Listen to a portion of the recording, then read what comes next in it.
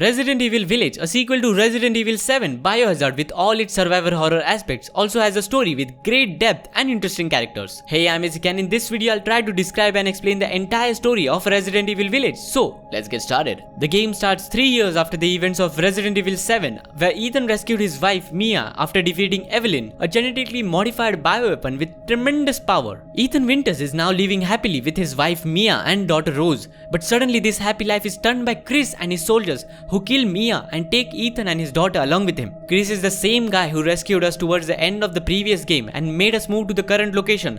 A good friend he was to us. Ethan wakes up from unconsciousness to find out that the van was attacked by someone and he is the lone survivor. Still confused with what just happened, somehow Ethan builds courage and starts walking forward along a scary path which takes us to a village where almost everything is destroyed and only a few villagers are still surviving. These few villagers are trying to hide from a pack of werewolves. As we progress further, the few villagers start to get fewer and fewer until there are none left except for a crazy old lady, from whom we learn that our daughter Rose is in the castle. As we try to go inside the castle, we are stopped by Carl Heisenberg, who can literally control metallic objects. Like what? That's epic. But unfortunately, he is not our friend and takes us to a meeting area where we are surrounded by some more crazy mutants and their mother, Mother Miranda. Mother Miranda is the one the villagers used to worship. A person with a lot of mysteries which we will unfold soon. She gives our fate in the hands of Heisenberg, who makes us play a game. The game of cat and mouse, where we try to run away from the Lycans and somehow escape. We make our way back into the castle only to get caught again. This time at the hands of 3 witches, who are the daughters of Lady Dimitrescu, a bloody vampire who is more than 9 feet tall, and the queen of House Dimitrescu. They keep us captive in a room, and we escape that too. But now we have to find our way out of the castle. In the process of finding the exit, we figure out that the 3 daughters, who are some insects-like creature and can turn into human form, were made that way by Lady Dimitrescu via some mutant experiments, and these 3 have a weakness of cold weather. So we exploit that weakness and one by one turn them all into dust. In the second part of the castle, Ethan finds a dagger which can be used to kill monsters. We turn around to see the huge lady in front of us and use the dagger on her. But it doesn't kill her. Instead, she turns into her true self, a monster. The dagger is lost in the process, so we have to use our firepower and after an intense battle, defeat her. Ethan finds a flask there and finally makes his way out of the castle. On our way to the village, we find the old lady again. She tells us that Rose will be sacrificed, a life for another life. Who that another is?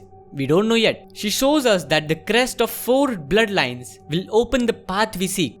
With more confusion, we walk forward. Now at an altar, we meet a man named Duke. There you are. I had a feeling you would pop up here. Whom we met before entering the castle and also inside. Who Duke is, we have no idea. He himself has no idea about that. But we know for sure that he is a merchant who sells us guns and supplies during the journey. Also, helps us at times. He tells us that the flask we got in the castle, inside it is a part of our daughter.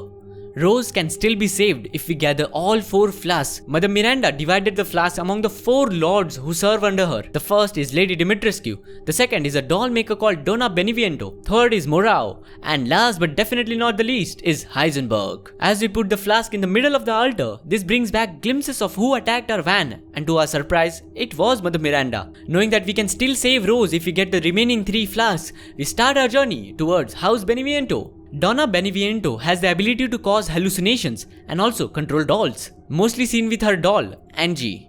Yeah, that weird one. Despite her crazy hallucinations and little doll attacks, we defeat her and get the second flask. Without wasting any time, we move to the third location. Here we meet Salvatore Morao, a weird looking monster who can turn into a crazy fish. We take the flask but now are stuck in his reservoir. As we try to get out, we find Chris and his team, who are doing some experiments. Before we figure out what they are up to, Morao attacks us and Ethan is separated from the others. Morao is now in his big fish form. After an intense battle, we defeat him too. In a room along the way to the altar, TV starts playing. It's Heisenberg doing the talk. He wants to tie forces with us and says that if we get his flask, which is in a stronghold near the village, we will pass his test and then he'll discuss the plan further. So Ethan starts running towards the stronghold, which turns out to be the home of Lycans. After more boom bam beam, Ethan defeats a lot of Lycans along with their boss.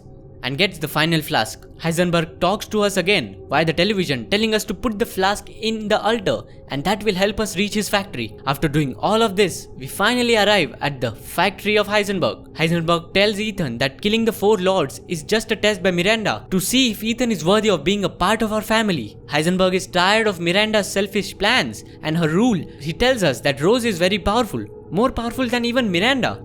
So, let's use her to defeat Miranda. Of course, Ethan won't let his daughter be used as a weapon. Ethan refuses this, and then Heisenberg throws Ethan in his factory.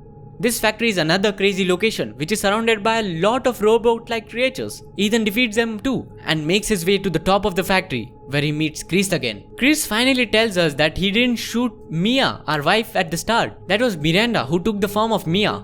Even after that, Miranda survived. She is a bioweapon and has turned all the other monsters into that form by some experiments with the help of a mold. Mold is a fungal superorganism which Miranda found in early 1900. Also, she mutated into her current form with the help of the mold. Chris now shows Ethan some pics which were taken minutes ago, where we see that Miranda got hold of our daughter's parts again. We take Chris's tank and get out of the factory while he stays back to plant mines in the factory. Immediately after getting out of the factory, we meet Heisenberg again. Now in his mechanical monster form. After another insane boss fight, we defeat him. Before we go to Miranda, she pays us a visit, shifting between 3 forms while talking, her own self, Mia, and the crazy old lady. So all this time, Miranda was the old lady and was just testing us. Wow. Miranda tells us that Rose is the complete form of Evelyn, the bioweapon from the previous game. Not only that, but Miranda will sacrifice Rose to reincarnate her long-lost daughter, Eva. Miranda now finds no use in keeping Ethan alive, so with no effort just rips his heart out. Captain, I've confirmed the death of Ethan Winters. This is a big twist in the story. Now we are playing as Captain Chris, who gets the news of Ethan's death. He and his team are determined at putting an end to Miranda and saving Rose. So forwards we go with some extremely powerful weaponry. Here we see that the mold has expanded a lot. The mold in the previous game was a genetically modified one, whereas here the mold is in its true form. That means it originated from this place. It is called as Megamycete. Chris finds the Megamycete and plants an N2 explosive on it, which is capable of destroying the entire village. Further, he finds Miranda's lab. Here we discover that she changed the individuals like the 4 lords from normal humans to a bioweapon with the help of something called Cadao. Miranda created the Cadao, which is similar to the mold. Here we also figure out that for more than 100 years, she has done all of this just to find a way to bring back her daughter, Eva. Miranda was also involved in the early development stage of Evelyn, the girl who was supposed to be the medium of reincarnation of Eva. Chris opens a locked room to find Mia there. She was held hostage here since Miranda took place of her at the beginning of the game. Chris tells her the bitter truth of what happened to Ethan, knowing that it will surely stun her. Instead, Mia stuns Chris by revealing the secret of Ethan and why he is special.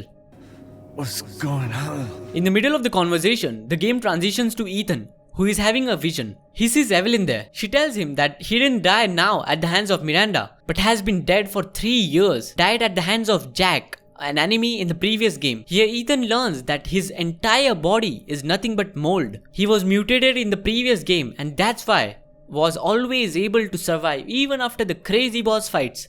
Ethan now wakes up from his vision to find himself in the carriage of Duke. Duke helps Ethan get to Miranda. Ethan reaches the place of ceremony, battles with Miranda one last time and finally defeats her, saves Rose and starts walking out with Chris. Ethan's body is deteriorating and he knows that. He gives Rose to Chris, taking the N2 explosive trigger from Chris. Tells him to go and take care of Rose. After others are at a safe distance, Ethan activates the trigger, resulting in the destruction of the entire village, along with the Megamycete and himself. The game ends with everyone saddened by Ethan's death. But there are still some mysteries left out to be solved, like the BSAA not sending ordinary soldiers but bioweapons to fight against the Megamycete, whom Chris and his soldiers saw coming in while getting into the fight, and what kind of supernatural abilities Rose will show when she grows up. In a post-credit scene, we see teenage Rose going to Ethan's grave. After that, she is called by an agent who tells her that there is a situation and she is needed. What will happen with the story of the very powerful Rose? Only time can tell. But we have come to the end of the story of Resident Evil Village and Ethan Winters. If you like my description of the story, then don't forget to hit that big fat thumbs up button and subscribe now for more. Also do let me know your opinion about the game in the comments below, and I'll see y'all in the next video. Bye bye.